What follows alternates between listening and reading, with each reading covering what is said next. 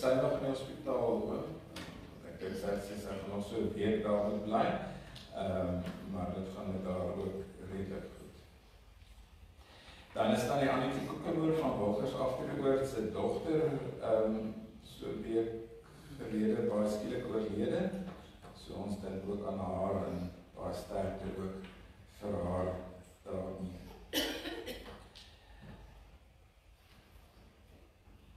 Dan kom ons by die verjaarsdag. Ons het 2 verjaarsdae hierdie week van persone 80 jaar en ouer. Dan is Sanne Jansen van Vuren, of sy hier is nie. En dan Etienne Tron.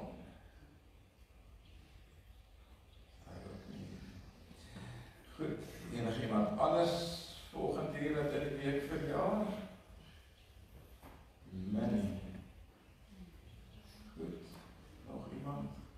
Nee.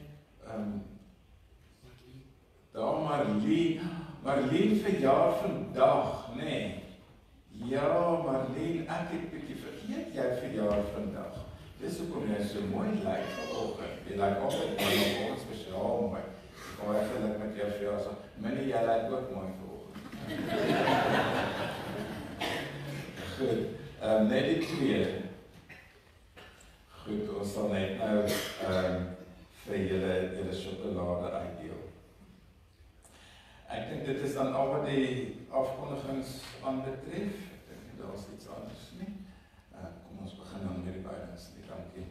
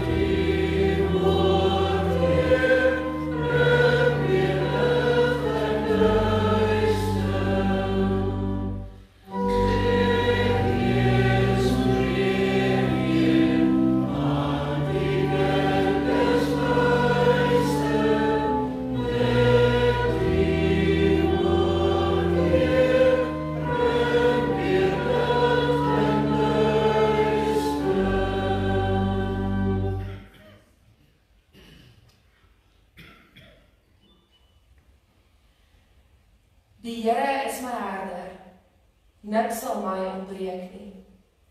Hy laat my neerlê in groen weivelde, na waters waar rus is, lei hy my heen. Hy verkoop my siel, hy lei my in die spore van geregtigheid, om sy naam ontwil. Al gaan ek ook in 'n dal van doodskaduwee, ek sal geen onheil vrees nie, want U is met my. U stok en U staf, die vertroos my. U berei die tafel voor my aangesig teenoor my teestanders. U maak my hoof vet met olie, my beker loop oor. Net goedheid en guns sal my volg, al die dae van my lewe. En ek sal in die huis van die Here bly, in die lente van dae.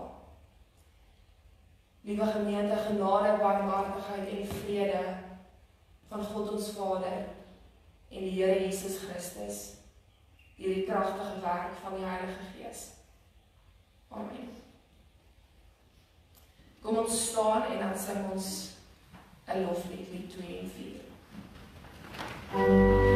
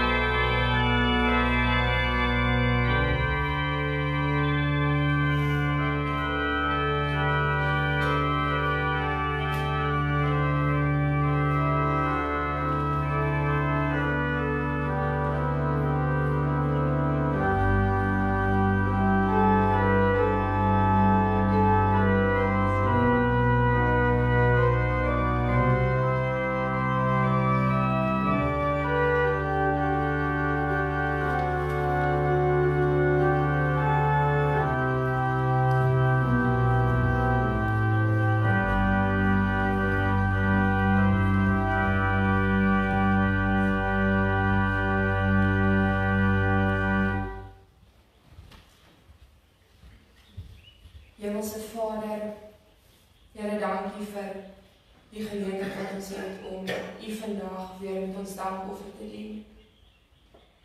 Maar vandag kom gee ons nie weer net 'n offergawe in die vorm van geld nie, maar ons kom gee ons hele lewe. En ons gee dit ook nie uit plig nie, maar uit liefde vir U en vir U kerk. Ons wy ons hele menswees aan U toe, om in die koninkryk te werk, om kerk te wees soos wat U wil hê ons kerk moet wees. Here, ons het nie enigstens nog bewyse nodig dat U altyd vir U kerk en U kinders op alle vlakke sorg nie. En omdat ons hierdie groot genade ontvang, is dit uit dankbaarheid dat ons in die koninkryk wil werk. Here, seën hierdie offergawe dat ons dit mag gebruik volgens U wil alleen. Here, help ons om te besef dat ons nie berge hoef te versit om iets vir U koninkryk te doen nie. Maar maak eerder ons harte gewillig om die kleiner dinge te doen waarvoor ons nie altyd kan sien nie. Dankie dat ons Sondag na Sondag saam as 'n geloofsfamilie U met ons dankoffers mag aanbid. Ons loof en ons prys U daarvoor. Amen.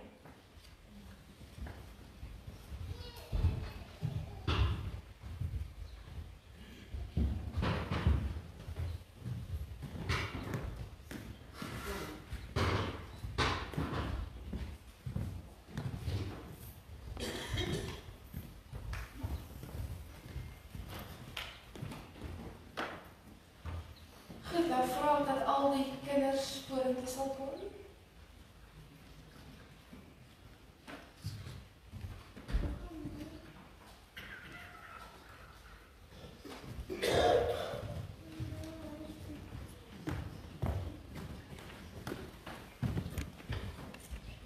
Okay, so dit is net aan die minie wat in hierdie week verjaar. So, maar net omdat jy vandag verjaar, kan jy vir dan die minie sjokolade vat. Daar sit sy daar agter.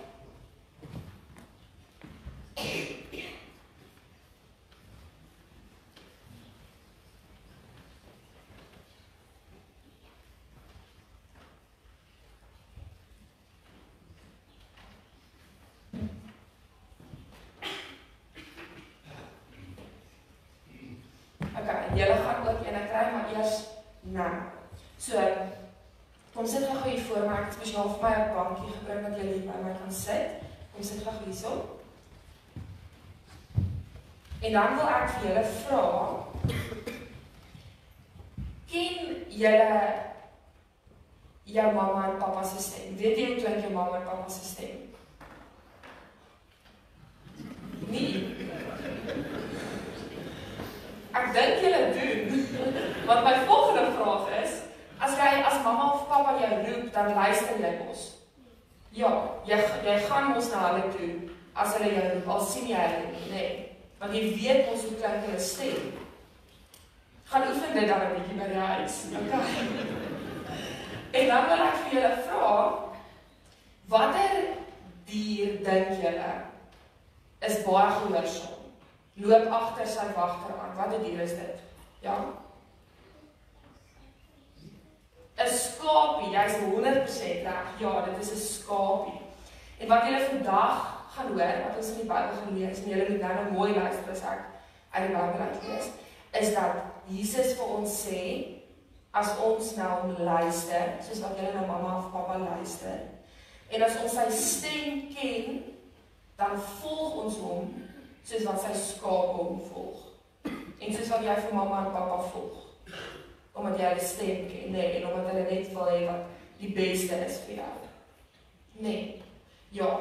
So, gaan vanmiddag huis toe, gaan sê vir mamma of pappa, hulle moet in 'n ander kamer staan en hulle moet jou roep en dan kyk jy of jy hulle stem ken. Okay. Okay, kom ons sit net so en dan gaan ons bid.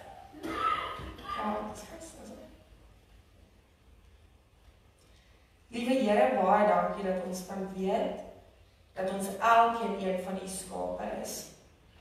Dankie dat U ons herder is en ons altyd lei en ons altyd help.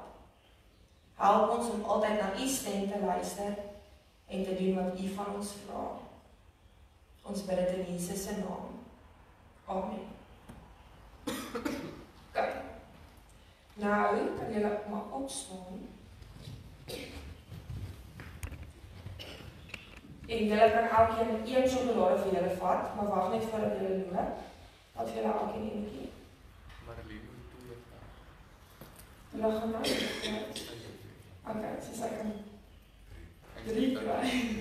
Okay, wat vir julle? Okay, nou watter dag is dit vandag? Ons het nou gepraat oor mamas. Watter dag is dit vandag? Ek het dit nou opgenoem. Sondag, dis die heel belangrikste. Ja, dis Sondag. Maar watter ander belangrik is dit dag is dit vandag? Dis Mama Dag. Ja. So wat dink julle is Mama Dag? Dis 'n spesiale dag, né? Vir ons mamas. So julle altyd kan nou nog een vat vir julle mamma. En julle moet my vader stywe druk, nou dadelik, vader baie stywe druk gaan gee, en haar sjokolade vir haar gee. En Marlene, omdat jy vir jou kan jy nog een kry wat jy mag eet. Okay, dan sê, nou kan julle begin.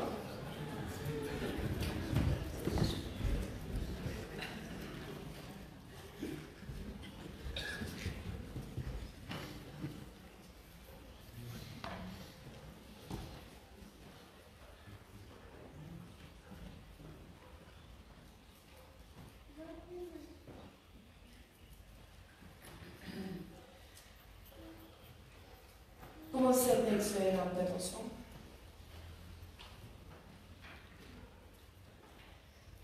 Ons almagtige God en hemelse Vader, ons kom buig in afhanklikheid voor U neer. Dit is ons gebed dat U ons gedagtes stil sal maak, dat U ons ore oop sal maak, dat U ons harte ontvanklik sal maak vir die verkondiging van U woord. Dat dit nie net klanke wees wat verby gaan, Here, maar saad wat val in goeie grond. Mag ons bewus wees van U ontwyfelbare teenwoordigheid in die stilte, in die sang, in die brood en die wyn, in ons saam wees as U kinders. Amen.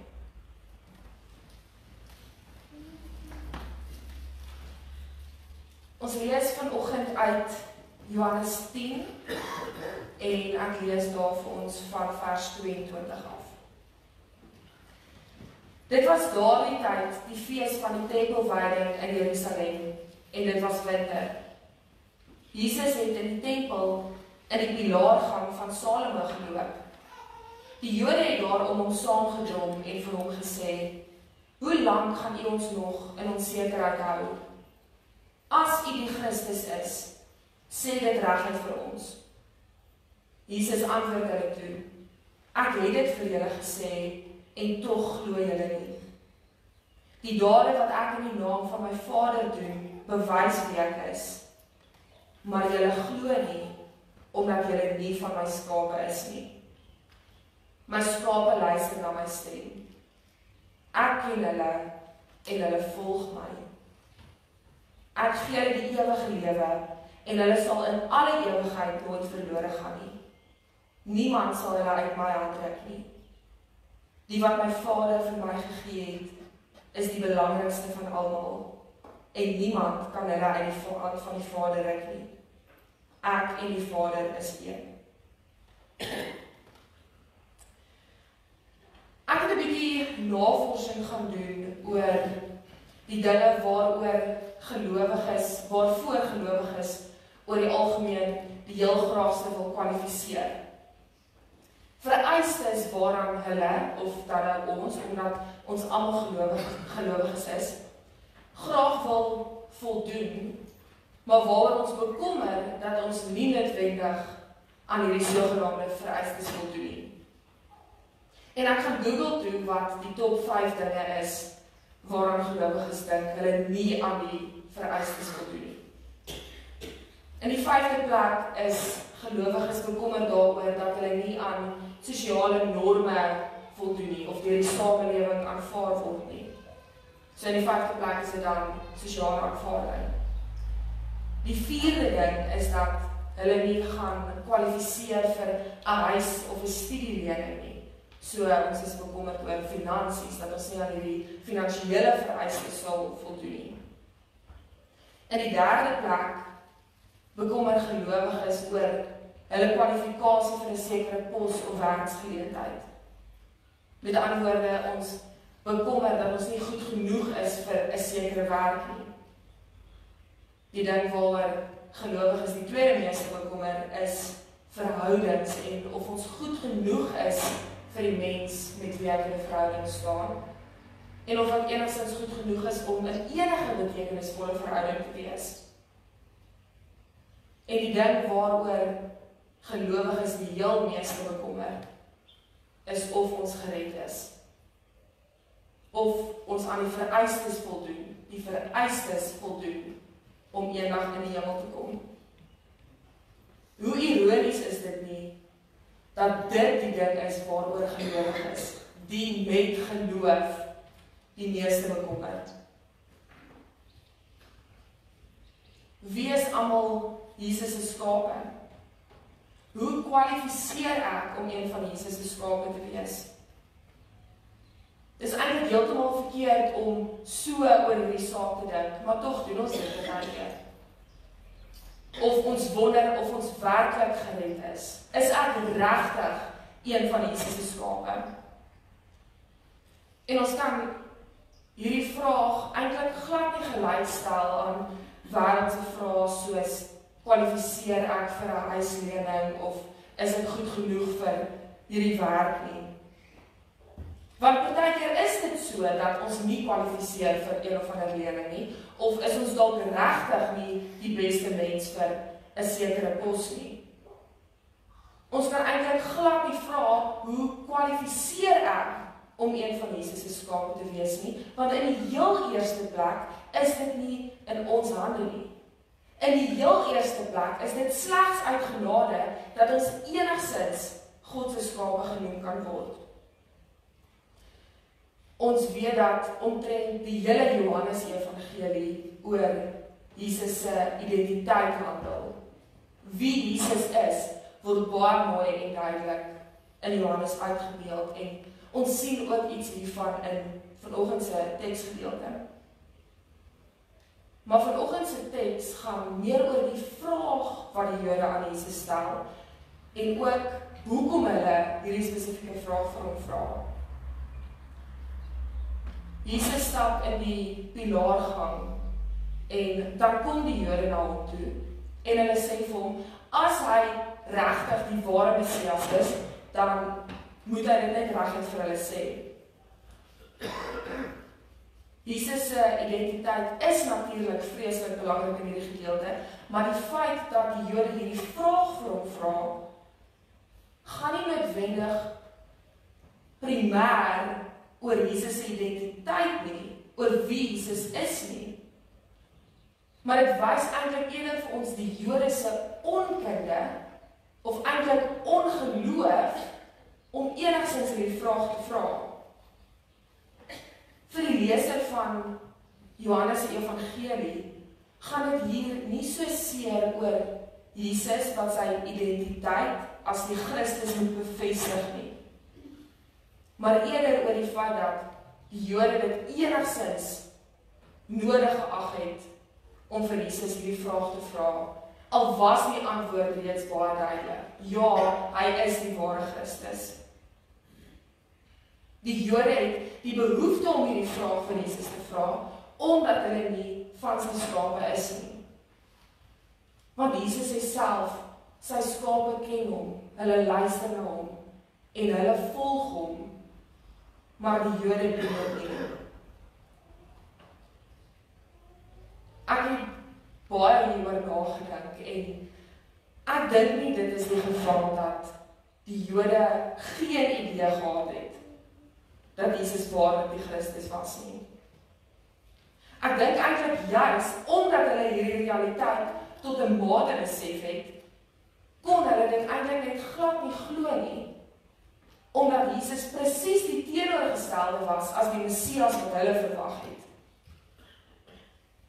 Ek wil so ver gaan as om te sê dat die Jode reeds van Jesus se ware identiteit eintlik oortuig was maar hulle kon dit net nie glo nie. Daar was nog steeds 'n stuk hardheid in hulle harte wat gekeer het om dit ten volle te glo. Maar wanneer hulle dan hierdie vraag vir Jesus vra, doen hulle dit eintlik met die hoop dat Jesus hulle twyfel oor wie hy is, moet bevestig.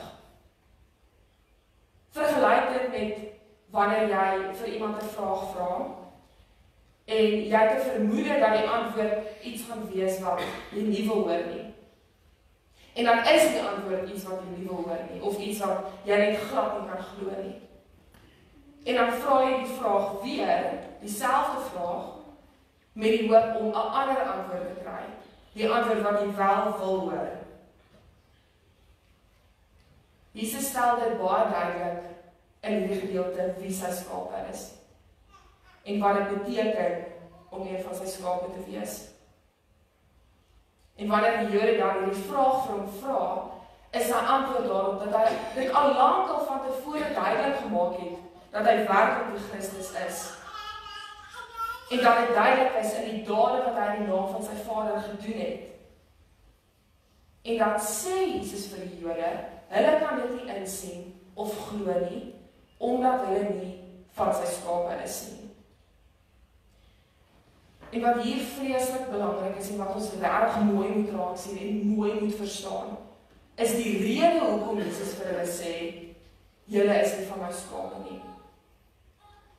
Wanneer Jesus vir die Jode sê, julle is nie van my skape nie, bedoel hy dit nie as 'n totale verwerping van die Jode nie.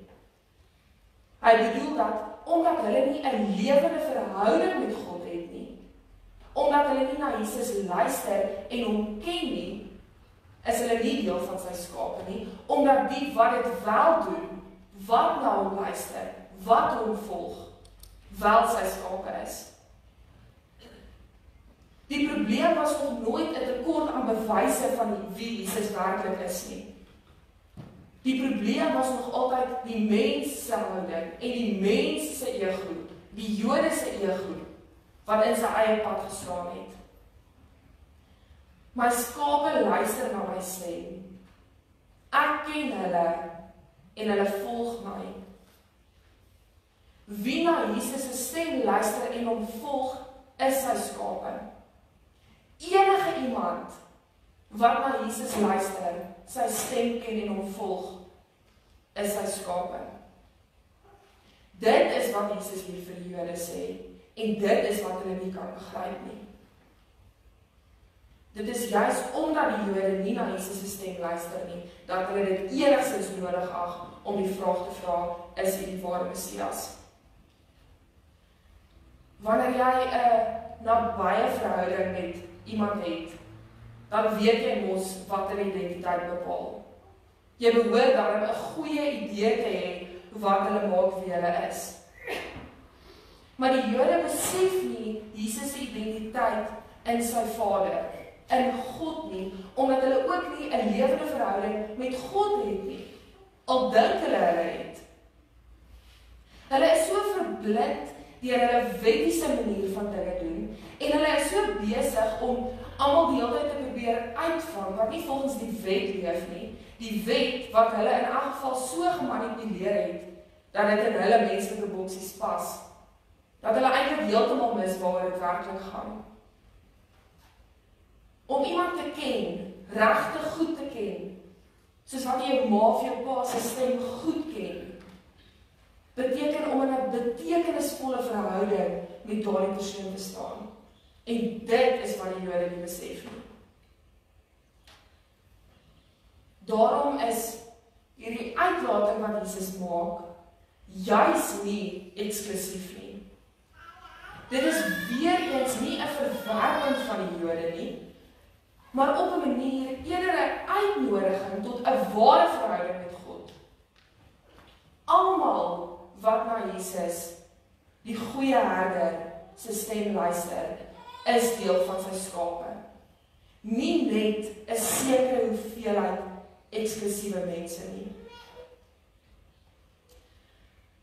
Michelangelo het in die 1500s 'n baie bekende kunswerk teen die dak van die Sistine Kapel in die Vatikanstad geskilder.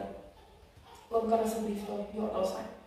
En die naam van hierdie kunswerk is The Creation of Adam of The Creation of Man. So die figuur aan die regterkant is God en die figuur aan die linkerkant is Adam, wat eintlik maar elke mens hier verteenwoordig. En dan die volgende prentjie, wat ons asseblief kan wys, is 'n naderfoto van God en Adam se wysvingers wat amper aan mekaar raak, maar nog nie heeltemal nie. So die regterkant staan is God se en die linkerkant staan is Adam se. En die betekenis hiervan is diep teologies. Dis baie subtiel, maar as jy mooi kyk, dan sal jy sien dat God se vinger heeltemal uitgestrek is na Adam toe, maar Adam se vinger is nie heeltemal uitgestrek na God toe nie. En hierdie aspek van die kunswerk lê klem daarop dat God altyd sy vinger, sy hand na ons toe uitsteek. Maar dit is ons wat dit nie altyd besef of raak sien of aanvaar nie. God se genade word uitgebeeld deur sy uitgestrekte vinger en die mens se onkunde of hardkoppigheid of onvermoë om dit altyd te besef word deur Adam se half uitgestrekte vinger uitgebeeld. En dit is wat hier met Jesus en die Jode ook gebeur het. Jesus het dit in die verlede duidelik gemaak wie hy is. En hy bied verlossing en 'n nuwe lewe vir wie ook al na sy stem luister en hom volg. Hy steek sy hand uit na almal toe, na die Jode toe ook. En die aandeel wat ons in hierdie verhouding het, is om Jesus se hand te gryp, om na hom te luister, om hom te volg, en so deel te wees van sy skape. Almal wat na hom luister, is sy skape.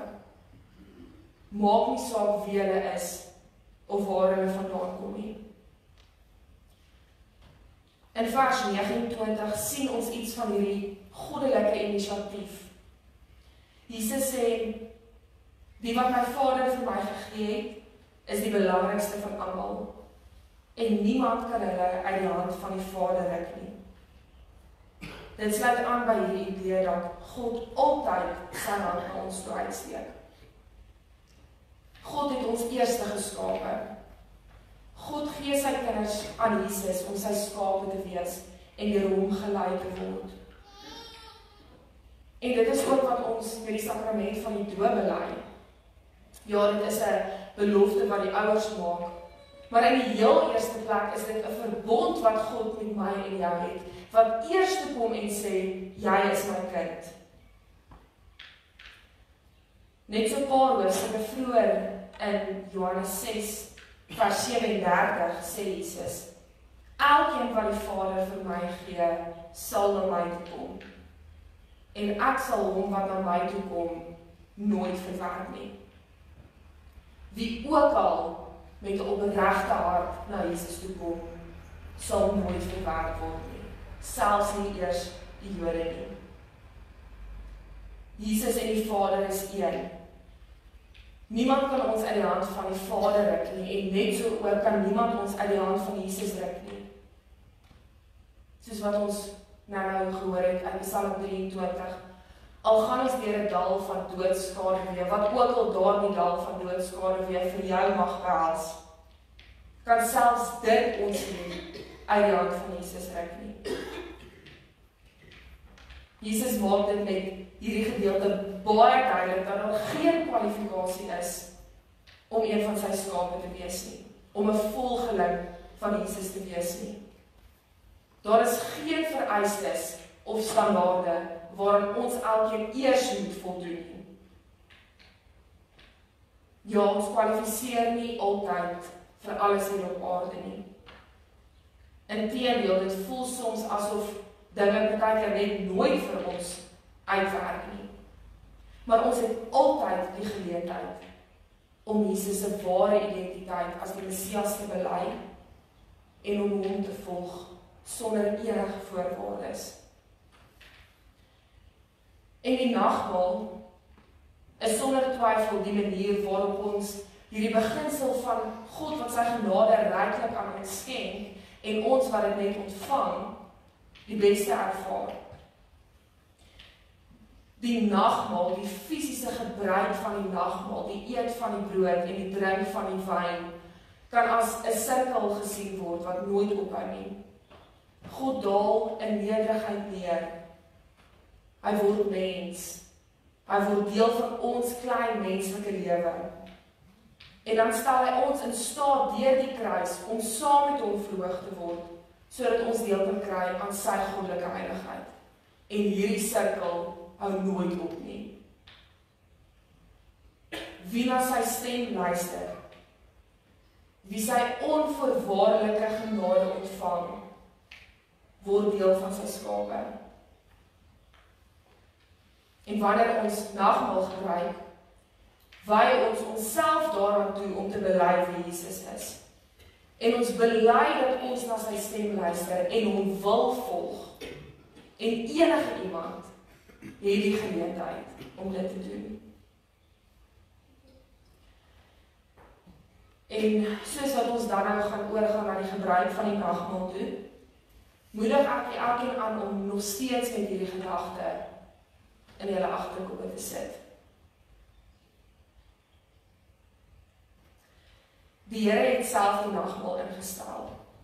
Daarvan getuig Paulus in 1 Korintiërs 11 vers 23 tot 26. Ek het van die Here ontvang wat ek ook aan julle oorgelewer het.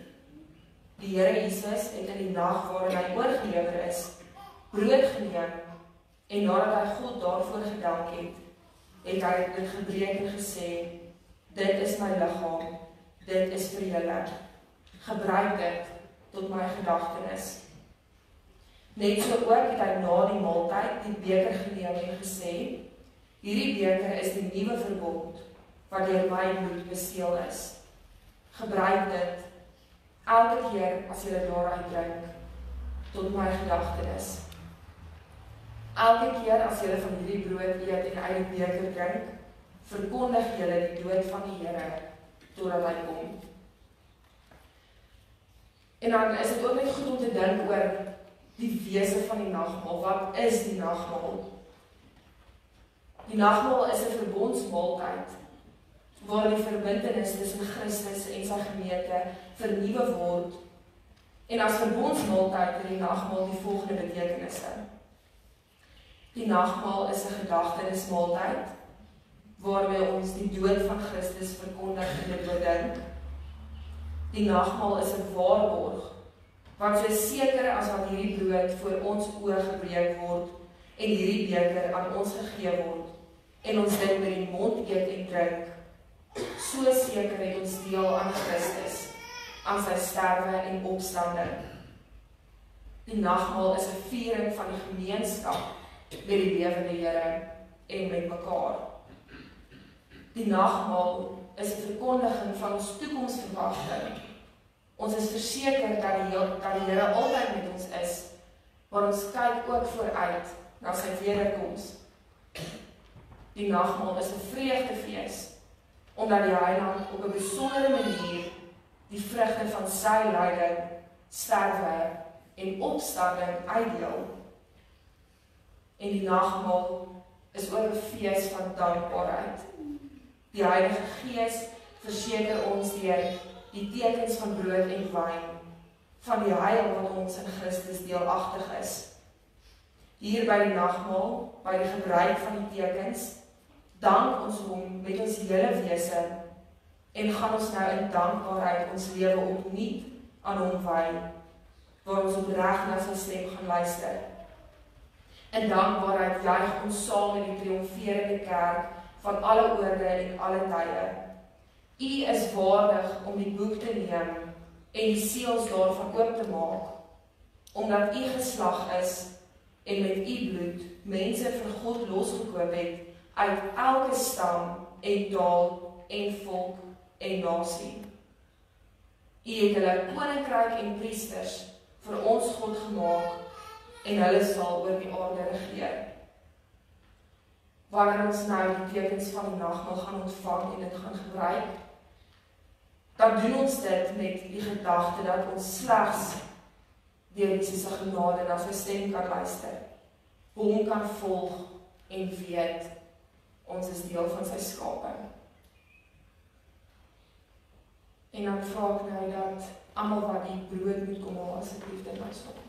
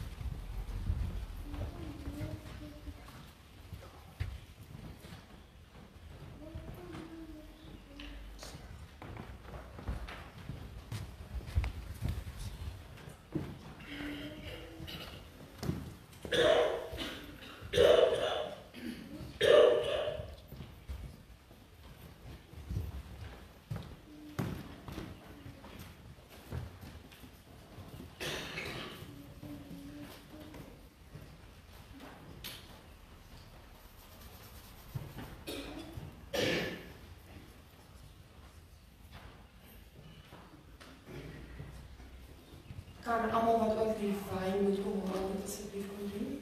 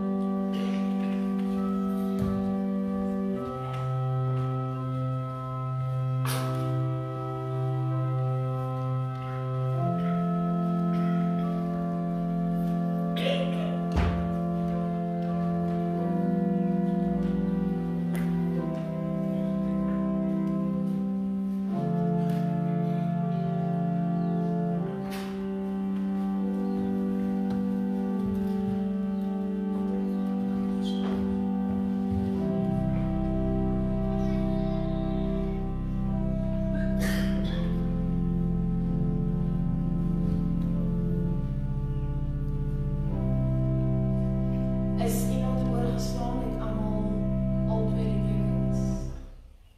Ek glo so.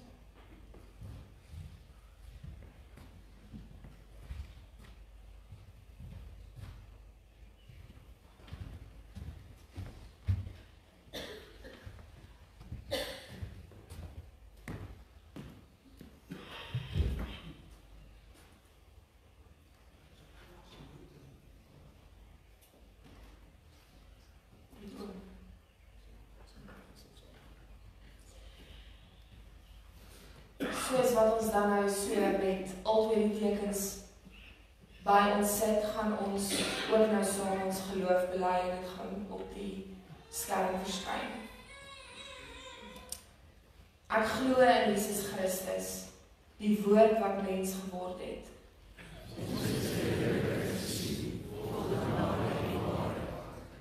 Hy is die lam van God, wat die sonde van die wêreld wegneem.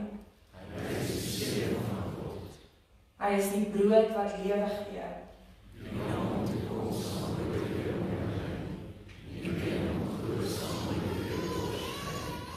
Hy is die lig vir die wêreld.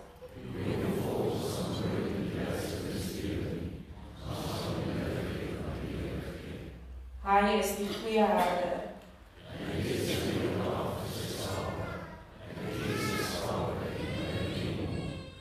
Hy is die opstanding en die lewe.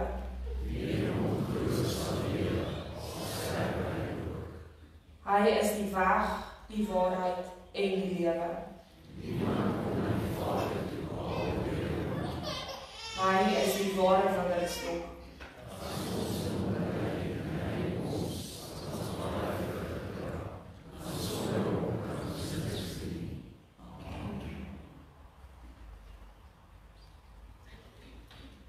Die brood wat ons breek, is die gemeenskap met die liggaam van Jesus Christus.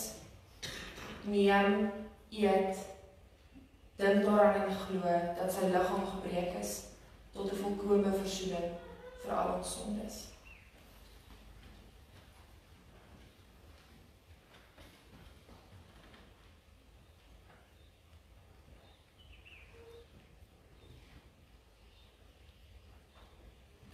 Die beker van danksegging is die gemeenskap met die bloed van ons Here Jesus Christus. Neem, drink, dink daaraan en glo dat sy kosbare bloed gevloei het tot 'n volkome versoening vir al ons sondes.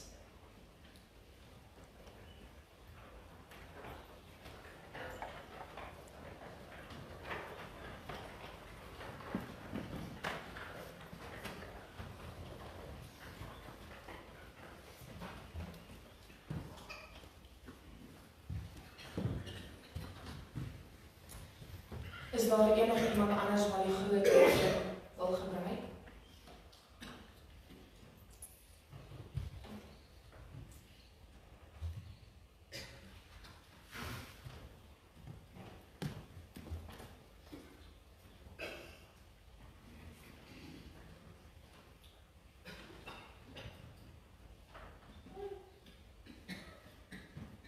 Kom ons sing dan.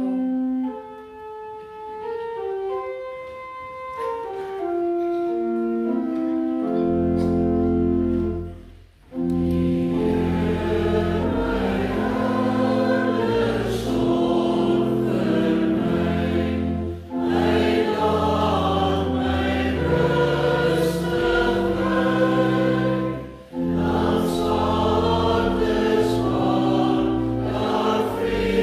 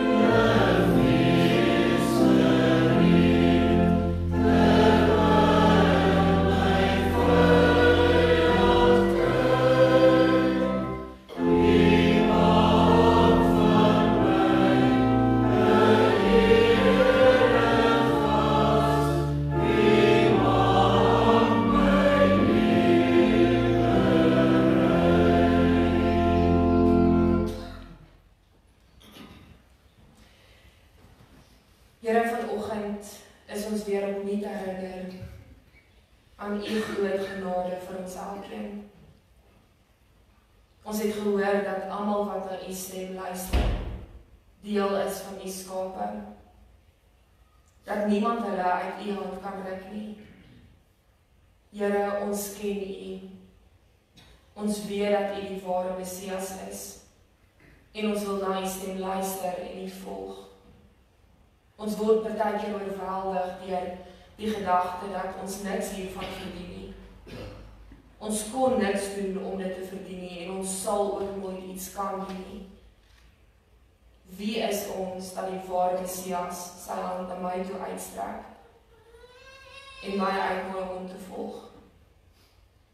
Al wat ons kan doen is om dankbaar te wees dat ons U ken, dat ons U stem ken en U kan volg. Ons bely dat ons U uitgestrekte hand wil aangryp, Here. Ons bid dat ons nie soos die Jode verblind sal wees deur wêreldse dinge wat ons keer om ten volle in U te glo nie. Here, ons bely dat omdat U ons geskape het en U seun vir ons gestuur het, ons nou in staat is om U stem te hoor en U te volg. Here, dankie dat almal wat met 'n opregte hart na U toe kom, nie verwerp sal word nie, maar ook U skape is. Here, dankie dat ons in die brood en in die wyn met al ons sintuie kon ervaar hoe ons deel word van U heiligheid. Here, wanneer ons dit ruik en proe, dink ons weer aan Jesus wat gesterf het, maar ook weer opgestaan het uit die dood. En ons wat saam met U opgestaan het. Here, mag ons elke dag hieraan herinner word en mag ons as verloste kinders van U gaan leef. Ons bid al hierdie dinge alleen uit U groot genade. In die naam van die drie-enige God, Vader, Seun en Gees.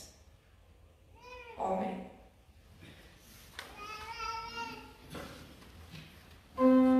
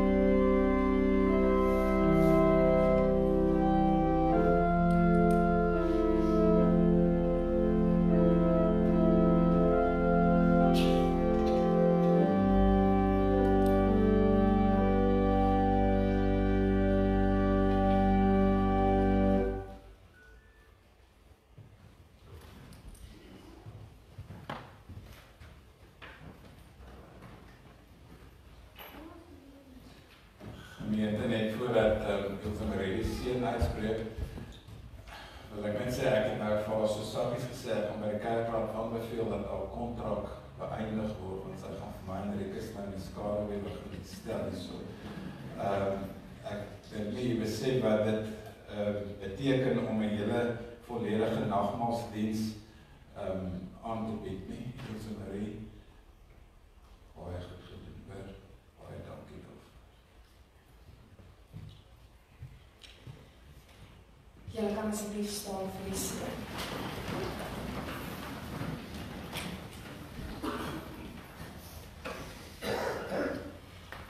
Gaan nou in vrede, want die goeie herder ken jou naam. Nie dood of lewe, nie teenspoed of gevaar, sal jou ooit uit sy hand kan ruk nie. Luister na sy stem, volg hom en leef met sekerheid dat jy aan Christus behoort. Die Here sal jou seën en beskerm. Hy sal jou lei op veilige weë en sy liefde sal jou elke dag omvou. Amen.